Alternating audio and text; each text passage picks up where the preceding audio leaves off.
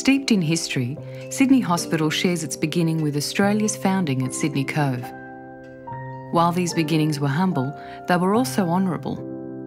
Underneath a canopy of harbourside tents, convicts and a growing number of free settlers were treated for a range of medical conditions.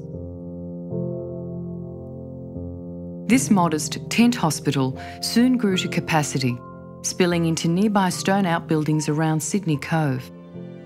A turning point was reached in 1810 when Governor Lachlan Macquarie commissioned the construction of a more permanent hospital building.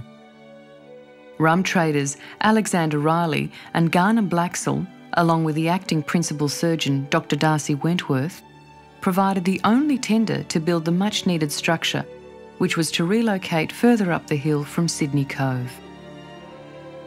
With a scarcity of funds in the public treasury to finance construction, the trio agreed to commence works, on condition they were granted exclusive rights to import and sell 45,000 gallons of rum.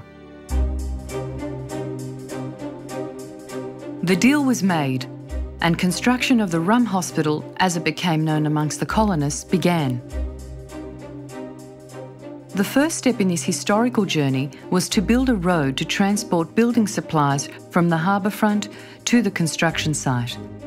This road is Sydney's historic Macquarie Street. On October 30, 1811, less than 25 years after first settlement, Governor Macquarie laid the foundation stone for the General Hospital, or as it was known, the Rum Hospital. The Rum Hospital was demolished in 1879 and replaced with the existing Macquarie Street buildings. In 1881, the hospital officially became Sydney Hospital.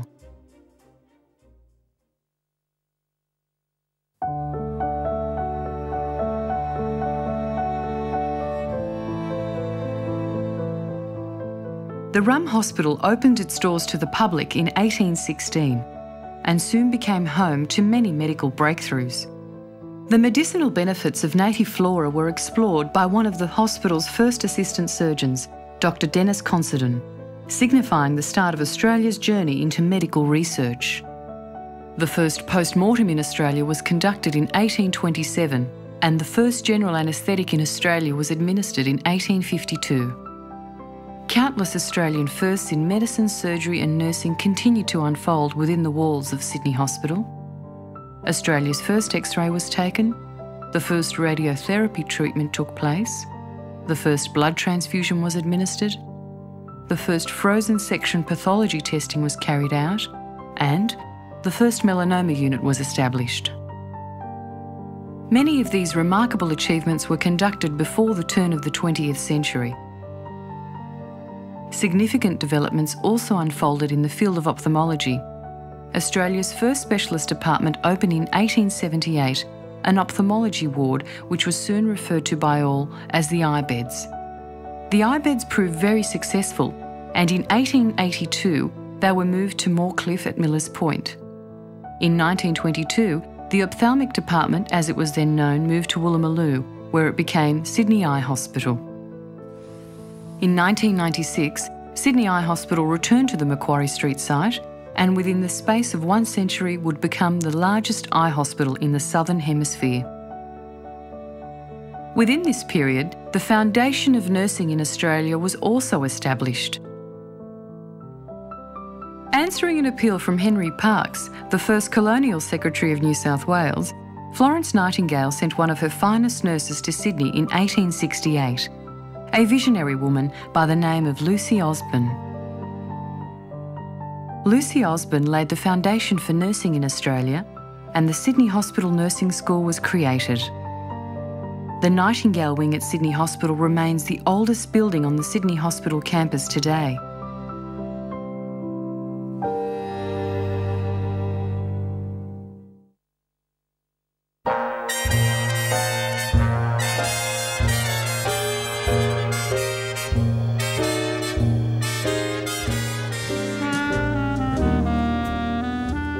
Following the Second World War, Sydney Hospital continued to set the pace for medical innovation.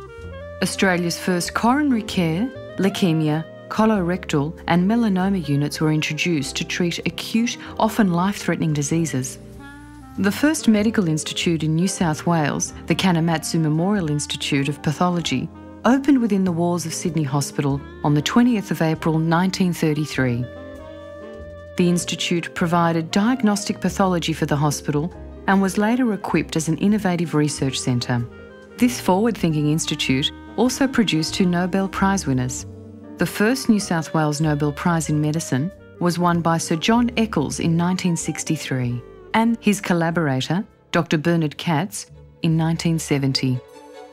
Medical history continued to be made in 1969 when Sydney Hospital pioneered the first hand surgery unit in Australia under the guidance of Associate Professor W. Bruce Connolly. What is now the largest sexual health service in New South Wales, the Sydney Sexual Health Centre, started out as the Blue Light Clinic in 1933, servicing local sailors, and eventually moving to Sydney Hospital in 1986. The Sydney Sexual Health Centre, as it's now known, treats over 20,000 patients each year. Historic advances also took place in the area of primary health care, with the establishment of the King's Cross-based Kirkton Road Centre in 1987. This off-site public health service provides treatment and outreach services for HIV and other sexually transmissible infections among sex workers, people who inject drugs, and at-risk young people. Sydney Hospital's clinical innovation was far-reaching, changing the lives of patients beyond New South Wales and indeed beyond Australia. In 2007, Sydney Eye Hospital ophthalmologists Dr. Gina Court and Dr. Con Petzoglou conducted world-first combined ophthalmic surgery on a paediatric patient from Papua New Guinea, Julian Inakombu, a testimony to Sydney Hospital's increasingly international outlook and pioneering spirit.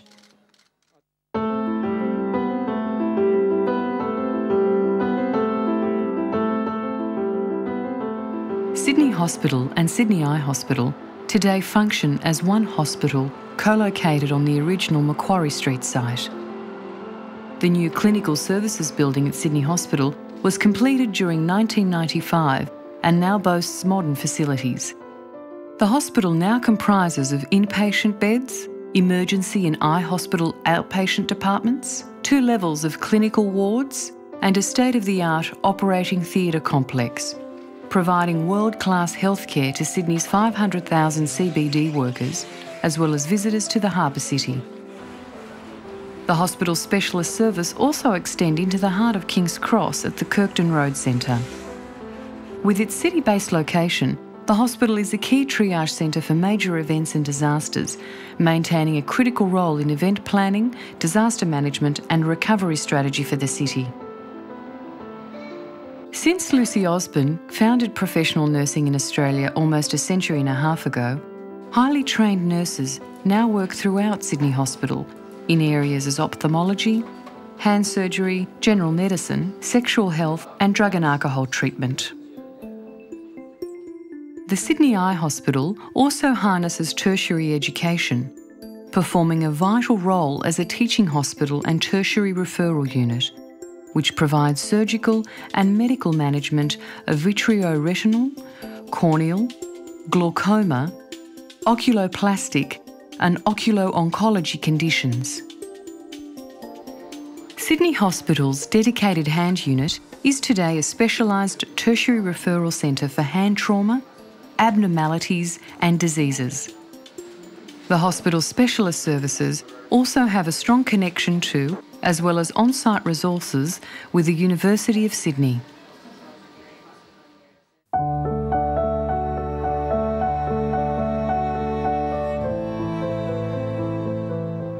Sydney Hospital continues to offer world-class medical, nursing and research opportunities, providing teaching and specialist training and attracting some of the most qualified and specialised health and health research professionals.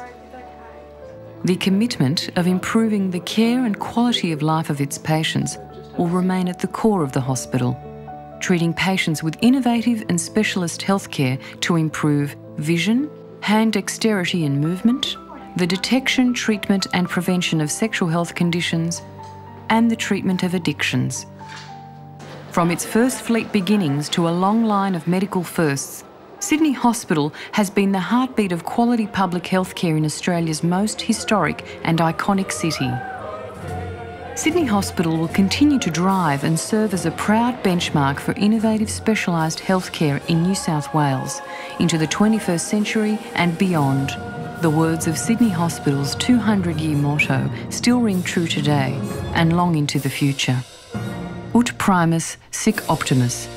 As the first, so the best.